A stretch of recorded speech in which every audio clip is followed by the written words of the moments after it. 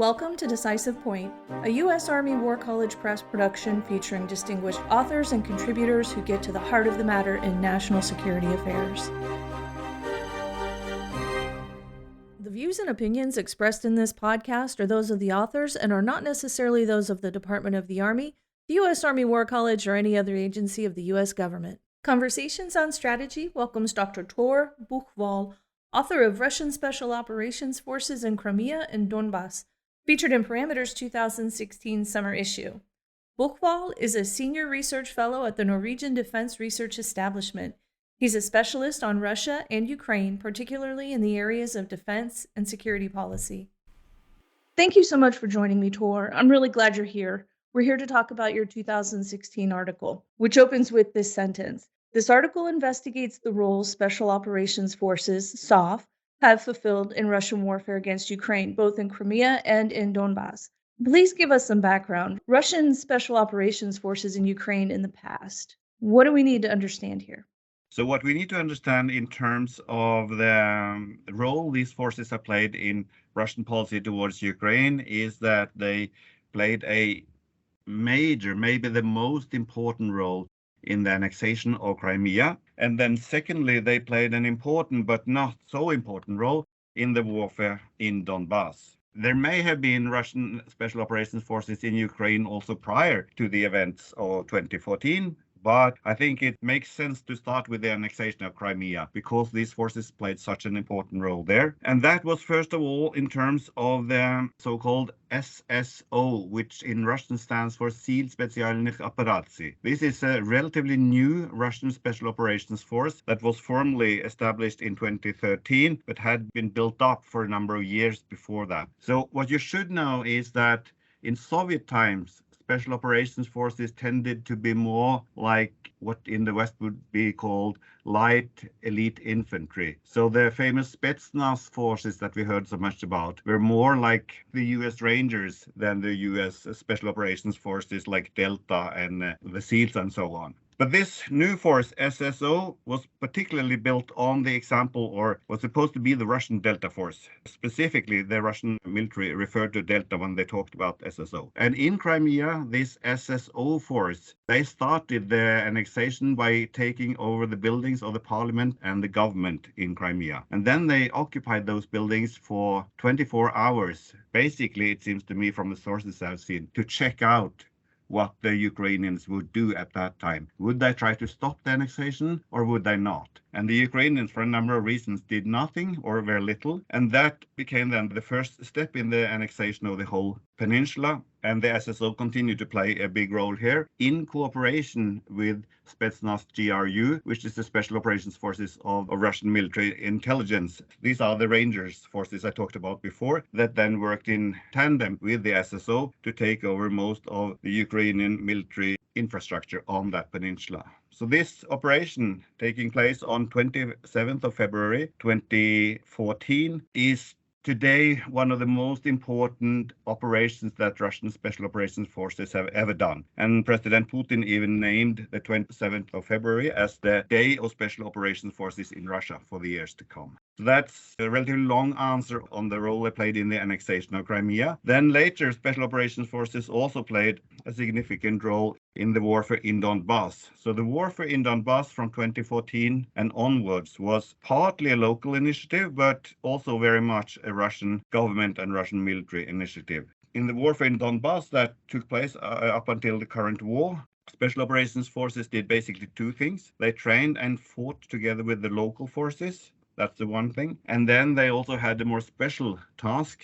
The empirical data for this is a little bit uncertain, but it seems that the Special Operations Forces of the GRU also had as their job to liquidate commanders of the different units of anti-Kiev opposition that the Russians did not like anymore. So in the beginning, there were a lot of local commanders in Donbas that were kind of marionettes for the Russians, but then gradually these commanders became more and more dissatisfied with the line coming from Moscow, and Russia just needed to get rid of them and put in other commanders of the rebellion. And that seems also to have been the job of the Spetsnaz GRU. So that's broadly what they did both in Crimea and later in Donbas. How might Russian special forces be playing a role in what's happening in Ukraine now? Yeah, so it's early to say. I mean, the empirical data we have so far are very scattered, scarce, and you don't know really what to believe. Russia is closed down everything that consisted of independent reporting, and Ukraine has much more of that, but at the same time, Ukraine is a party to the conflict, so you can't really trust those sources either. So the first answer will be that we don't know much, but we know a couple of things.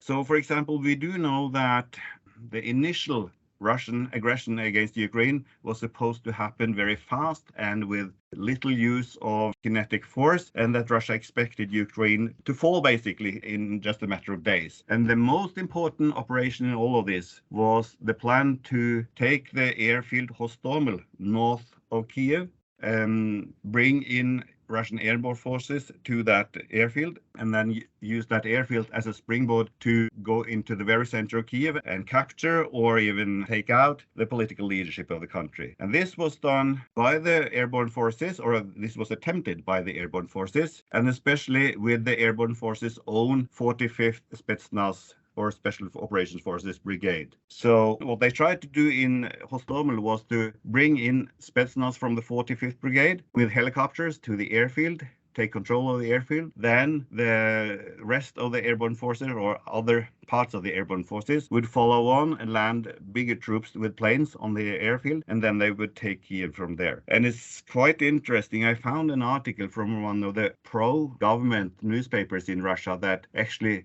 described the whole operation and presented it as a victory. So obviously that article had been written before the operation took place, assuming that everything would be okay. But then it wasn't, because the Spetsnaz that took the airfield, they lost the airfield, and then the airborne forces couldn't land, and from there on everything seems to have gone a bit south for the Russians. So that's an important part of Special Operations Forces use in this war. We know that they tried something similar also with other airports, and it should also mention that this attempt to take Kiev through the airport at Hostomel, that operation is very similar to, for example, how the Soviet Union took over control of Prague in Czechoslovakia back in 1968, and also somewhat similar to what the Russians did in Pristina and Kosovo in 1999. But I think apart from that operation, I think the Spetsnaz in this war have basically been working in what in Ukrainian is called DRGs, that's diversionary and intelligence gathering groups. So they dressed in civilian clothes and entered the different Ukrainian cities to do sabotage missions there and to bring intelligence back to the main forces. I think that's more or less what we know about the role of Russian Special Operations Forces in this war at the moment.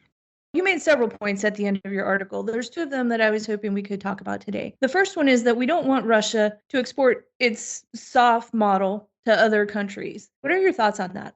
I wouldn't say that Russia has done this a lot. And actually, the soft model to some extent is, at least in the beginning, especially with the SSO, they tried to imitate your model. But they did help Ethiopia establish Special Operations Forces in 2002, 2003. That was probably more of a somewhat commercial endeavor. Basically, the Ethiopians were ready to pay for this, and that was money that the Russians could use. But I think it's a more somber and problematic example is the cooperation between this SSO, the Sil Specialny Operации, this Russian Delta Force, and the Tiger Division of Assad in Syria. Again, it's hard to get details, but it does seem like the SSO has had a special responsibility for training and for also fighting with Assad's Tiger Division in Syria. And that Tiger Division seems to have been one of the most brutal of the Assad forces in that war. So I think this is something really to look into if it's possible to find more data on that. And I'm also thinking here in this respect that one thing is that Russia is using its special operations forces to train forces like the Assad's Tiger Division, but you may also have the effect here that the extreme brutality that we have seen in the civil war in Syria, especially with this Tiger Division, may also have a kind of a influence back on the Russians. I wouldn't be surprised if Russian special operations forces, as a result of what they have done in Syria, come back home let's say, more brutal and less disciplined than when they left. I mean, we don't know this for sure, of course, but it is imaginable that that will happen. But I think those are the two kind of main examples. The Ethiopia mission, which was more commercial, and then the Syria mission, which has been much more important and also sinister in a way. I'd like to bring up another point here. Unless there's a regime change, Russia's relationships with many countries look like they'll be challenging for years to come. What are your thoughts on this? It depends on whether we have a regime change in Russia or not. But even if we have a regime change in Russia, it doesn't necessarily lead to a Russia that is more easy to deal with than the one we have at present. So I am fearing a very difficult period for both the West and many other countries in how to deal with Russia. This is especially in terms of willingness to challenge both the West and to challenge other countries, which is obviously very strong at the moment. And I think we're going into a different world than the one we had before the 24th of February this year. But another side of this is that they are not doing a good job in Ukraine. They are losing a lot of military capability. They may continue to lose a lot of military capability, as of course then conventional military capability, simply because if they continue the war and if the Ukrainians continue to fight as well as they have done so far, and we continue to provide them with weapons, we might actually grind down the Russian military capability to a significant degree. And also, if the sanctions continue after this war is over, it's going to be difficult for Russia to have the money to rebuild that military capability fastly. So in terms of your question, I think that we should be very concerned on the political side in terms of Russian willingness to challenge the West. It will be very difficult for us. On the other side, the war in Ukraine may actually make Russia somewhat of a weaker military power than it used to be before the war in Ukraine started. I appreciate your time and your thoughtful analysis on this topic. Thanks, Tor. Thank you. If you enjoyed this episode of Conversations on Strategy and would like to hear more, you can find us on any major podcast platform.